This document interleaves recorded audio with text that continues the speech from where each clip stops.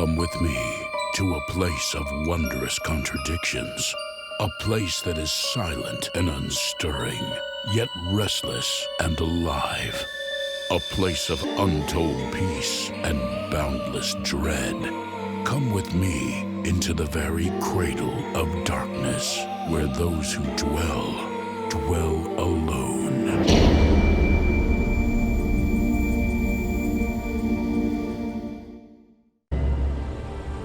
The Hanwell Asylum for the Insane first opened its doors in 1833. Today, the people who work there call it the Hanwell Institute, but its mission is still the same: to wage hand-to-hand combat against mental illness. In an era of government cutbacks, Hanwell is fighting to survive. It is also, as Carol and Ryan will soon discover, haunted by its terrible past. I don't envy your assignment, Dr. Ryan. Turning this place around isn't going to be easy. We're overcrowded and understaffed. Our patients only get 1 hour of therapy a week. Well, we'll do it. I'm going to bring this facility into compliance within 90 days. That'll win us federal grant and the state will match it. 90 days, huh? Good luck. Luck has nothing to do with it.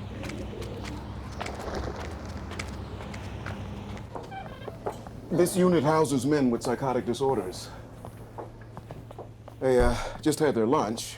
Most of them are in their rooms napping. Hello, Marcus.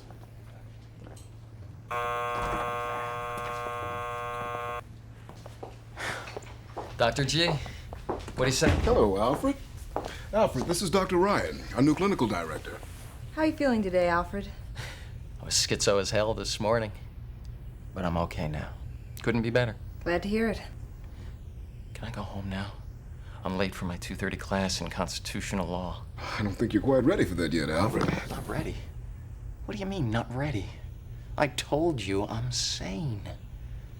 I'd be fine if I had a new brain. I don't like the one I've got. It's filled with too much negativity, too many emotions. Sorry to hear that, Alfred. With a new brain, I'd be okay. When can I go home? Perhaps that's an issue we can take up at your next therapy session. I want to go home. Take your hands off me this instant.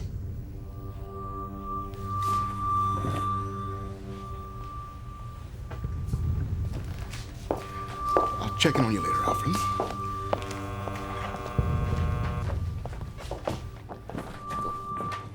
Alfred tends to get a little excited, but he's just looking for attention. All he needs is to be reminded about personal boundaries. How long have you been working with schizophrenics, Doctor?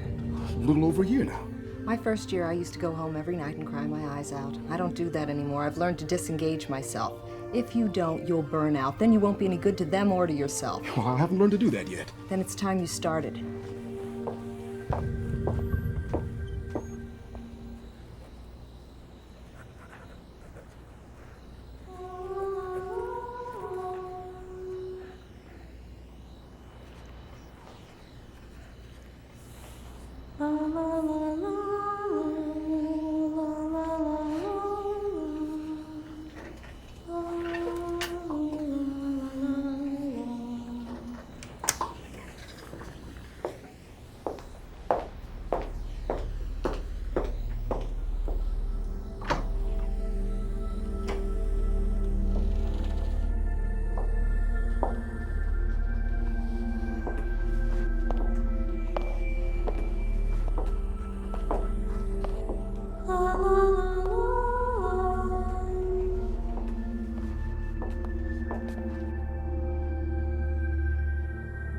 Excuse me. This is an administrative floor. Can I help you find your way back down to your bed unit? Wait.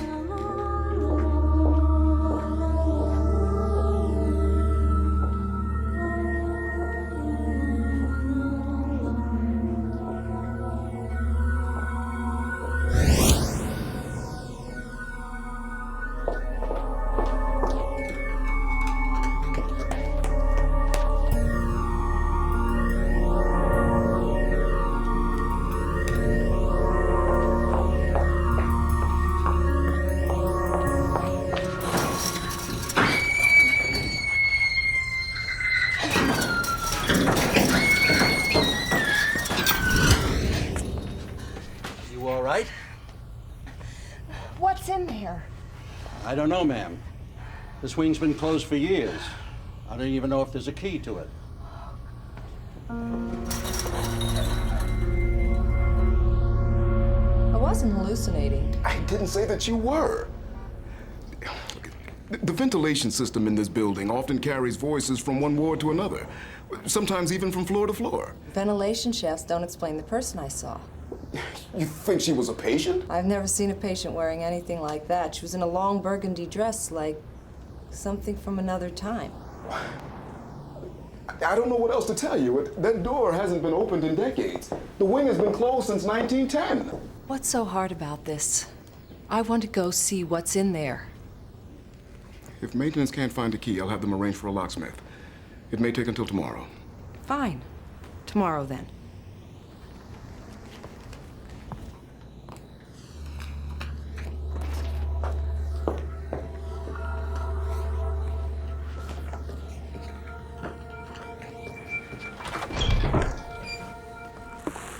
Excuse me, Dr. Ryan.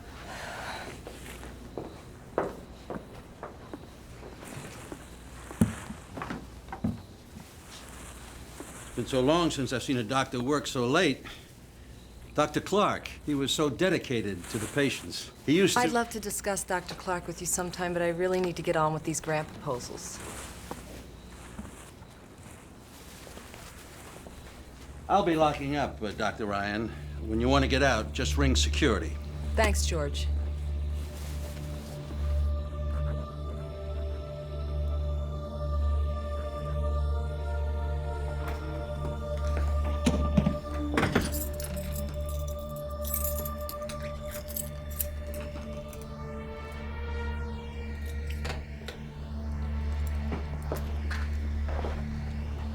Who are you? What do you want?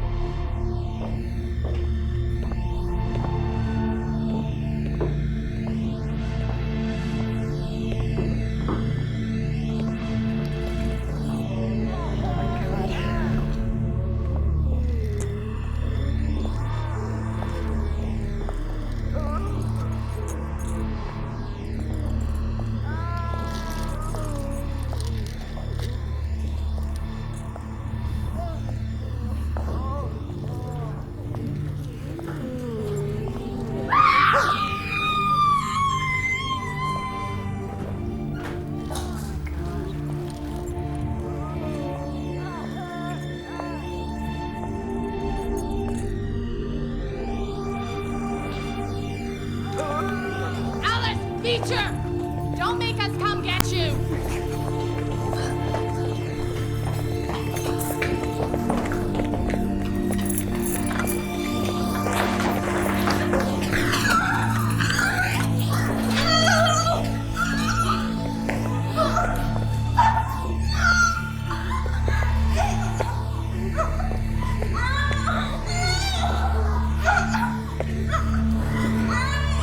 What are you doing?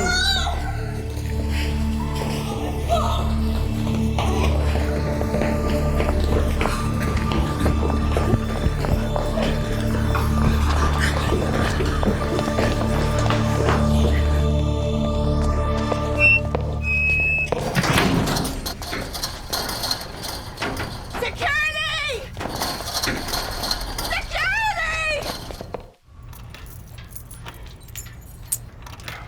Dr. Ryan, with all due respect, it was awfully late. Are you absolutely certain that that's what you saw? Listen, Doctor. The place was filled with patients, and these hatchet-faced attendants actually chased me down the hall. Just like you to consider that there might be other explanations. Just open the door.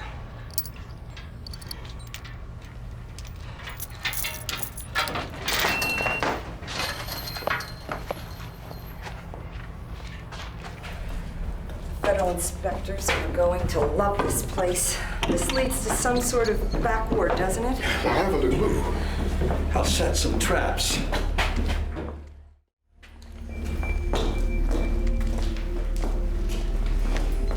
Well, It's the same room, but everything's changed. Damn it, I saw them. They were here. These rings, patients were shackled to them. And the woman, the one who led me here, the attendants drove a wedge in her mouth and forced medicine down her throat. Dr. Ryan, maybe you need to get some sleep. Alice Beecher, that's what they called her. Do we have records dating back to when this hospital first opened? I think so. I want case files on every female patient admitted before 1900.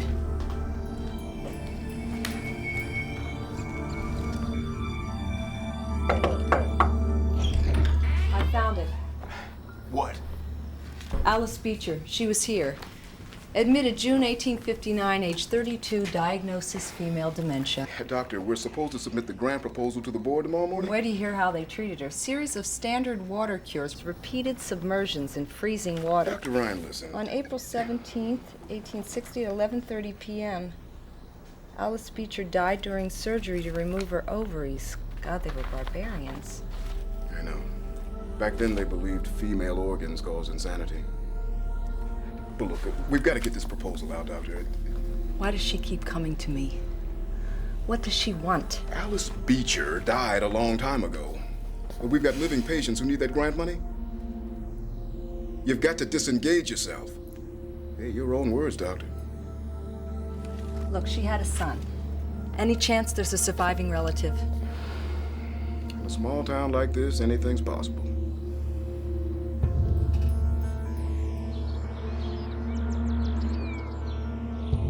I'm really glad you agreed to see me, Mrs. Beecher. Not at all, Doctor. What is it you wanted to know about my family history? That's a portrait of my great-grandmother. Alice Beecher. How did you know that? Her case file said something about improper public behavior. Why was she really committed? Her husband was a hard man. He didn't much care for the questions Alice kept asking. He couldn't answer a lot of them. Made him look foolish. He locked her up for that? That, and because she wrote poetry. Mr. Beecher thought it was the devil speaking through her. That's how the story goes. Do you have any of her poems? I only wish I did. Her husband burned them. He thought reading and writing enfeebled a woman's mind. And when she wouldn't stop, they had her killed on the operating table. Poor Alice. They silenced her forever.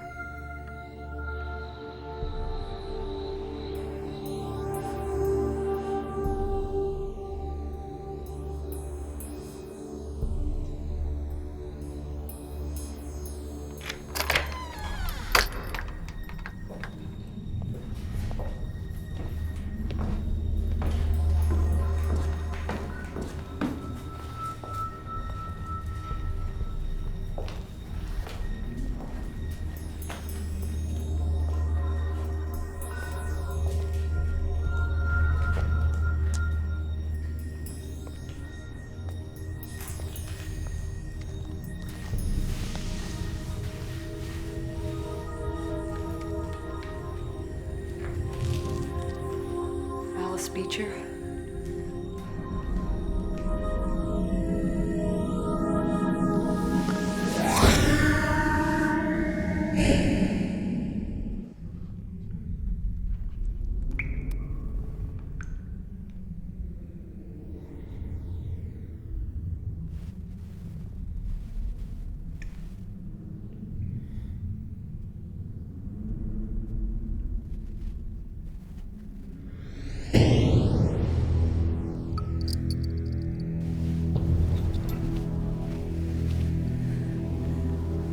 Let me out of here. Let me out of here this instant!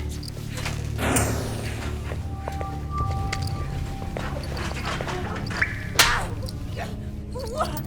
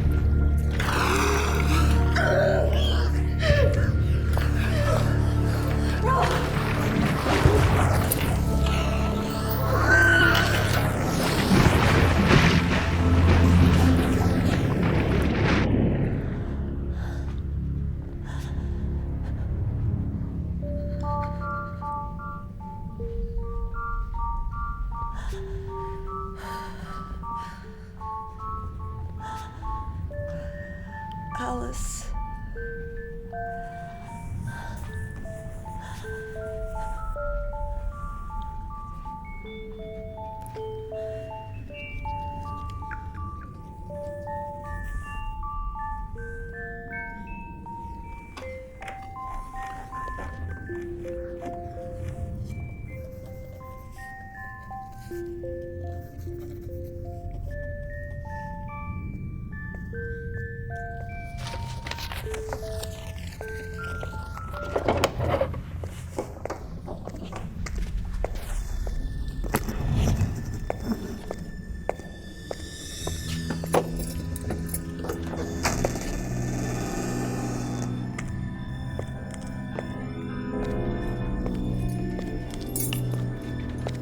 Hello, Alice. How are you this evening? What are you talking about? My name is Carolyn Ryan. Whatever you like. It's true, damn it, I'm a doctor. Of course, Alice. Can't you see I am not Alice? You're a big disappointment to me. I thought we were making progress. But these past months of water cures are not having the effect we were hoping for. We all want you to get better, Alice. But you're getting worse. This is insane. This can't be happening. I was hoping that your malady was caused by an overstimulation of the female emotions. But your failure to respond to treatment indicates that your problem is physiological. It will, I'm afraid, require surgery. No. You don't want to live the rest of your life as an incurable, locked in the backboard, do you? You are going to kill me. Now, Alice, there's nothing to be afraid of. We'll operate this evening, and soon you'll be home with your husband and that lovely little boy of yours. Please don't do this. Please!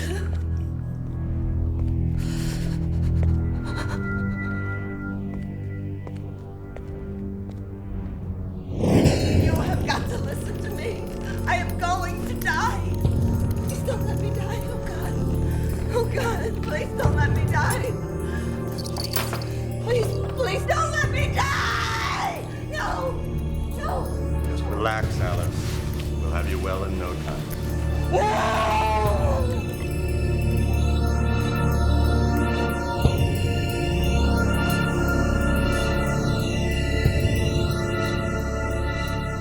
Dr. Ryan, are you all right? Yeah, I think so. Just take it easy, okay? We'll have you out of here in no time.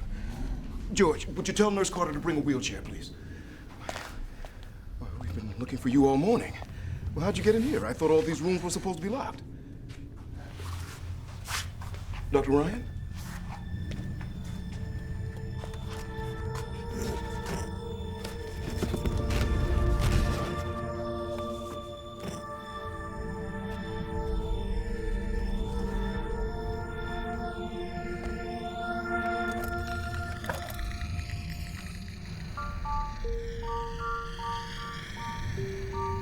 Alice Beecher's poetry.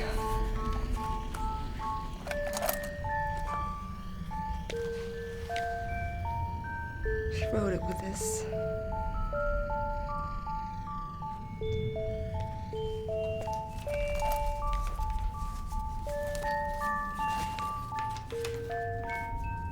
The hand of time may etch my face. What's in my heart, time shan't erase. Though this mortal shell will soon be nil, these words I write must linger still. Across generations yet unknown, they're all I leave that were my own. In between the dark and the light, where time has no linear progression, paradoxes abound. Silenced voices may be heard again, and the cold of the grave may rekindle some light and warmth in the living.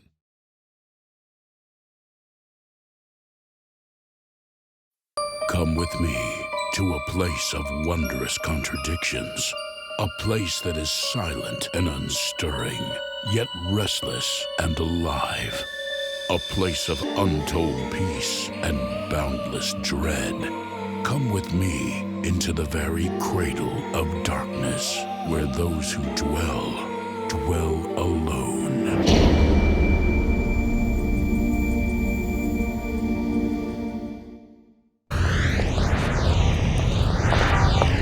Mom and Dad will understand. Let's talk about this. It's not too late. For Ann Coates, tonight is a momentous occasion.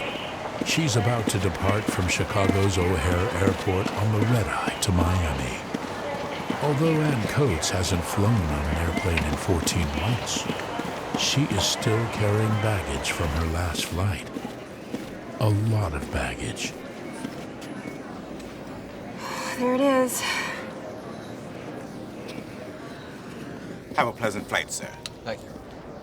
You have everything. Yes. Your ticket, your paperback. And a bottle of Dr. Harriman's knockout pills, just in case. Something to wash them down with. Thanks. And your hands are already shaking. I'm fine. There is still time to back out. You could take the train down to Florida. Or if you wait another month, I'll drive down with you. Driving? You know what they say, flying is safer than driving. Cynthia, I've got to do this. You know I do. But of all the flights in the world, why do you have to take this one? I started this trip 14 months ago, and it's time I finished it. Okay, I admit it, I'm a little scared, but I'll be all right. Really, I will. Annie, The nightmares are all behind me. I haven't had a bad dream in months. Last call for Transcon Airlines Flight 1824 for Miami. All set. Thank you. I gotta go. I'll give Mom and Dad your love.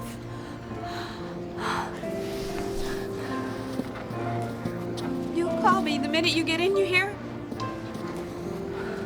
I'll be worried until I hear from you. I'm gonna get on the plane and sleep like a baby.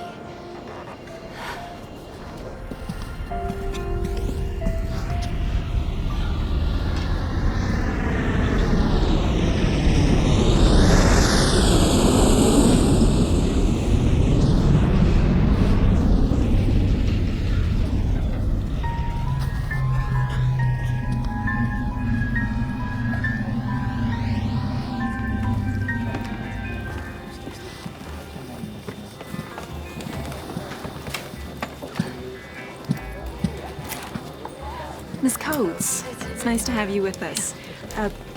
Won't you come with me, please? Sure.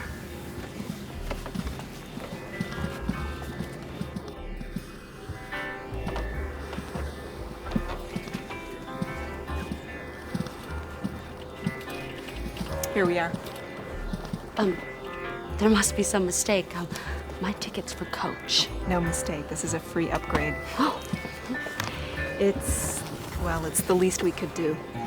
If there's anything you need, anything at all, my name is Sherry. Just ring for me. That's very kind, thanks. Could I get you anything before we take off? You know, I think a good night's sleep is all I need. How about a glass of warm milk? Oh, that'd be terrific, thanks.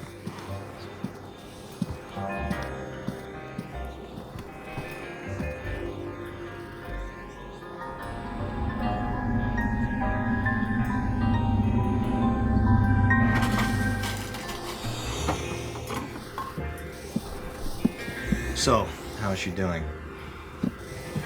A lot better than I'd be. No doubt.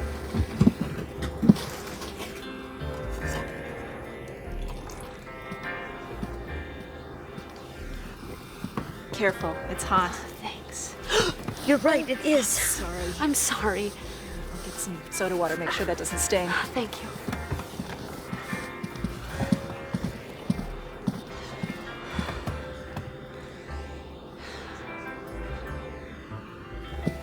Sherry, who is that incredibly beautiful woman? Someone you should stay away from, Mr. Steinert. Oh, Sherry. As many times as I've taken this flight, you can call me Jim. You know, you don't have to hit on every woman who flies this route. Only the lucky one. I mean it, Jim. I want you to leave her alone. The lady looks like she can take care of herself. You think so? You remember Flight 720 last year? Yeah, the one that went down in the ocean near Miami. Out of 148 passengers, that woman was the one and only survivor. No way. She lost her little girl, she lost her husband, she lost everything, and I have strict instructions to handle her with extreme care. In that case, I promise to tread lightly. Cross my heart. Well, folks, they've finally cleared us for takeoff, so everybody would just take their seats, check their seatbelts, make sure their seats and tray tables are in the locked and upright position. I'll get us out there on the runway and on our way. Miss Coates. I'll be right back.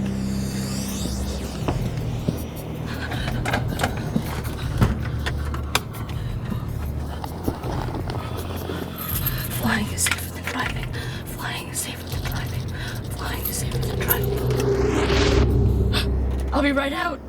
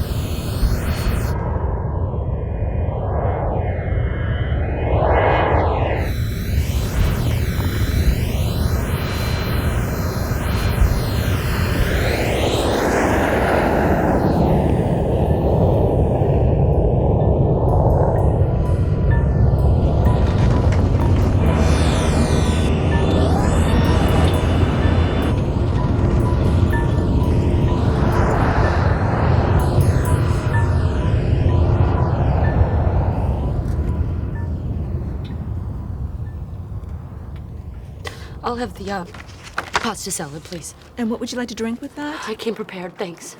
The Chardonnay would go really nice with that pasta. I'll stick with water. I'll have the pasta too. Mr. Steiner, you know there are some things you shouldn't have. Thank you for the advice. But I know what I want. And I'll have it with the Chardonnay. I fly down to Miami 2-3 times a month. This big client of mine needs a lot of hand-holding. I guess you could say I'm just a born caretaker. How about you? Is this business or pleasure? I'm going to see my parents.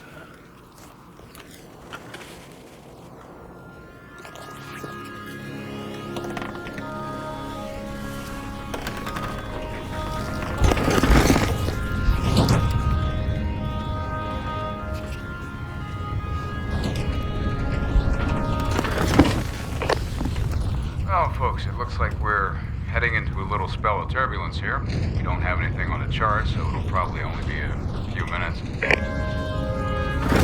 I am going to ask you to buckle up again, just to be on the safe side. I'll let you know as soon as we're past this rough patch.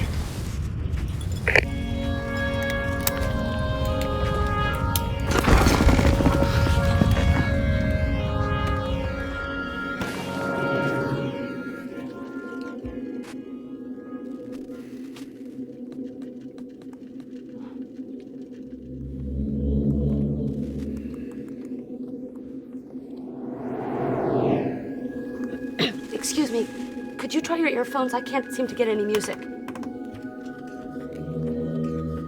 Miss? Miss?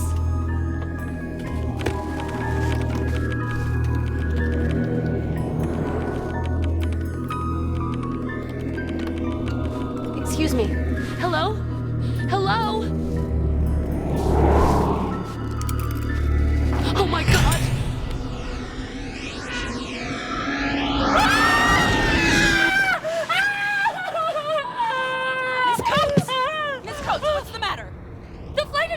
Where did she go? What flight attendant? I know her. Ruth Mendoza, that's her name. Sorry, there's no one here on this flight by that name. I've seen her before. I don't understand. Flight 720. She died on Flight 720.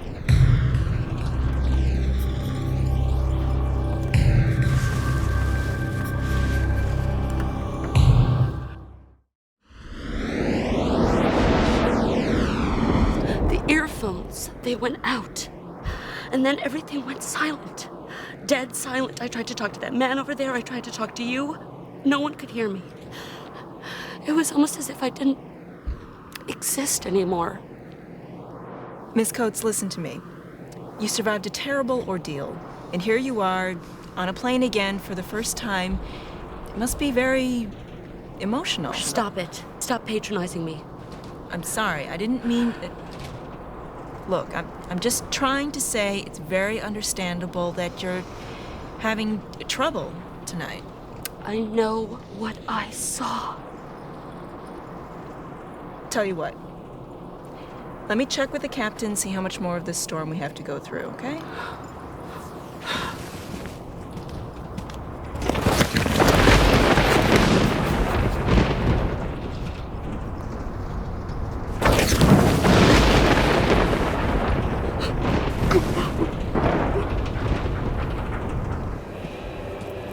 Captain? How we doing back there, Sherry? I think we may have a little trouble in first class. Coach woman? It's just my luck that she'd choose this flight. It would have killed her to take the bus.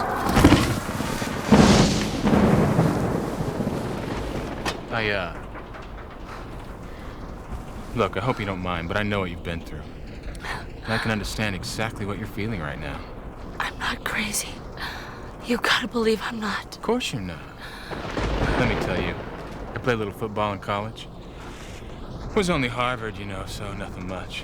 But the Brown game one year, man, did I get my bell rung. And I kid you not.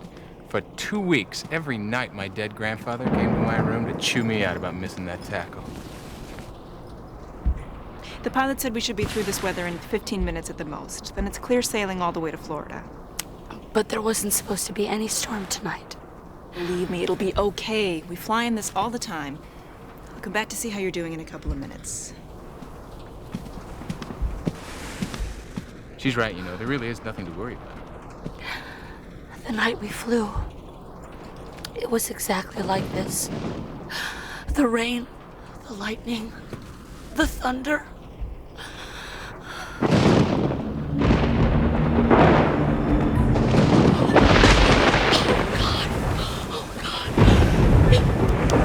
It's Philip, my husband. He's looking at me. He's sitting right there. Sitting where? What are you talking about? What's happening to me?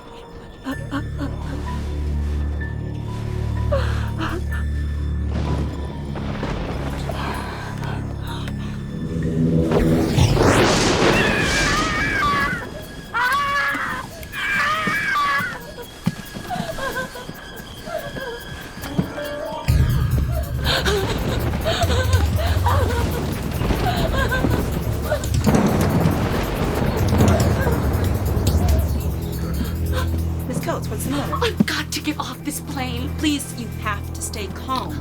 my husband, the flight attendant. They've come back because I should have died with them. Don't you understand? They want me to join them.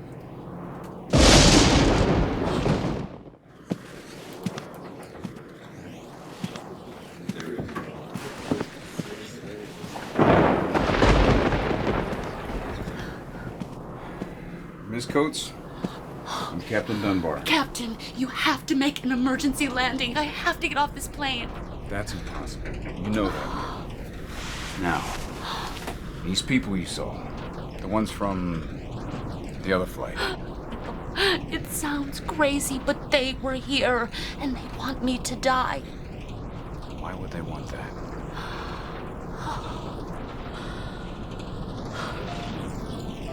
The night we flew, I was exhausted. On the plane, there was a row of empty seats in the back. I left my daughter Samantha with Philip, and I went back there to take a nap. I didn't wake up until I felt the plane start to go down. I looked up to where I was sitting, and the flight attendant, Ruth Mendoza, had sat down there, and she was comforting my little girl. Don't you see? If I was sitting where I was supposed to, I'd have died too.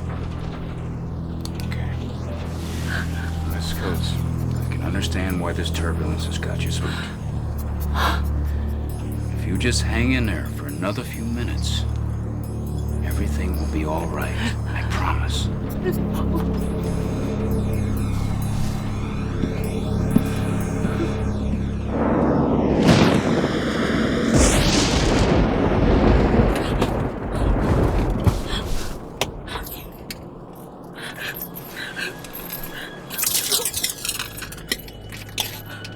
Mommy, why did you leave me? Why did you leave me? Why? Why? My baby.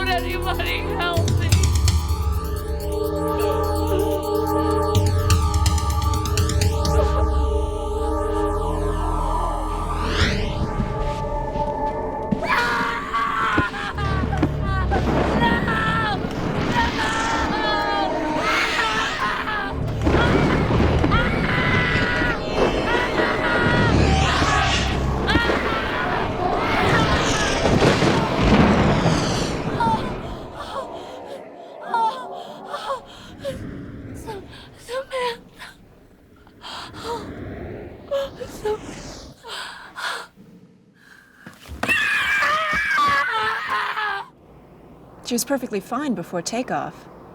It wasn't until I went to check on her meal that... At first I thought she was just asleep. It must have been her heart. No, it's too late to turn back to Chicago. We'll deplane the body when we land in Miami. Get a blanket. Cover her up. If she makes you uncomfortable, we can move you to another seat. No, I'm all right. Thank you. Okay.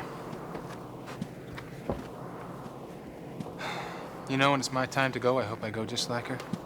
In my sleep. Peacefully.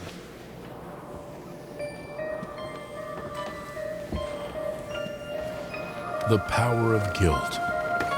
For some, it's merely an obstacle in life's path that one learns to surmount. In the case of Ann Coates, it was more like traveler's aid, helping her finally arrive at her journey's end, the destination she set out for so many months ago.